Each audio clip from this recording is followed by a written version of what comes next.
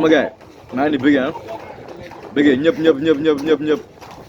bëggee ñëpp gars ñi bëgg man ñi bëggee ma la coono foo nekk maa lay bëggee quoi di ko may waa diaspora bi ak ñoo ma bëgg waa diaspora bi mu leen fay quoi di ko bëggee gars yi nekk Sénégal tamit di bëggee ma la coono quoi di gis seen bopp ci li may def bon sama gars yi benn short vidéo bu may def la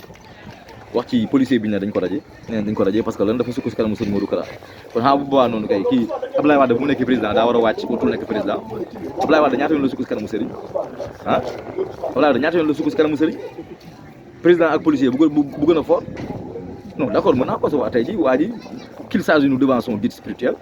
mais ñu oo ko jox ko sanction ngeen affecté ko Tambacounda ba pare ne ko tay institution yi ñoo gën a fort la quoi l'état yéen a koy défendre quoi wala ñu affaissé wu ci devant benn kii tu vois benn entité mais tey jii kii nekk benn père de famille am ay njabootam di leen dundal tu vois il a des bouches à nourrir reyante ba nekk policier si di ko wax ne amul liggéey monsieur ko Serigne Modou Kara ngeen ne da ngeen koy raje non yéen amu leen problème policier bi Serigne Modou Kara ngeen amal problème Serigne Modou Kara ngeen amal problème parce que li ngeen def noonu tegu leen ko fenn Abdoulaye Wade fi la daan toog dem sukk si kanamu Serigne xanaa Serigne du Serigne ah amul ministre bu fi dem ci benn confrérie yi ne fii moo gën fépp te kooku ministre d'état la kooku ñooñu ñu def ngeen boxul leen dara policier bi def ngeen kii parce que policier bi non néew doole tooñ nga quoi les policier bi daal moo amul ndey quoi vraiment bàyyi leen doomu jàmbur ngeen joxaat ko liggéeyam fii yu gën a bon yooyu ñu ngi fiy xew yu gën a bon yooyu ñu ngi fi xew te waxu leen ko y a des choses yoo xam ne c'est plus dégueulasse yu am si dëkk bi te waxu leen ko voilà yàppa Bougazelli ak ay billets des milliards faussaires ñu jàpp ko même pas 3 mois ngeen bàyyi ko mu ñibbi ba léegi waxu leen ci dara loolu moo gën a dégueulasse kii tuxul bon deful ay faux billets daa ñëw fekk benn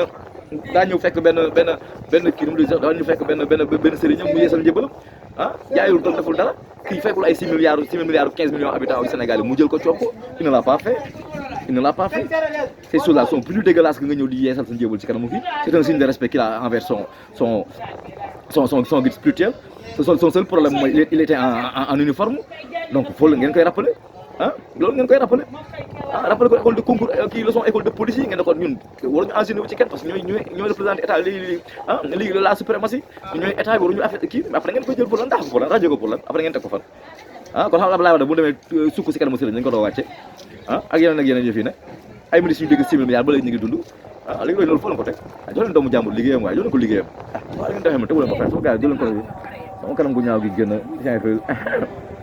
di ko may gis sama gars yi da leen bëggee quoi tu vois waaw loolu jaloo leen doomu jàmbur liggéeyam dëkk bi amul liggéey ba ngeen nangu liggéey bu joxewul liggéey nu muy nangoo liggéey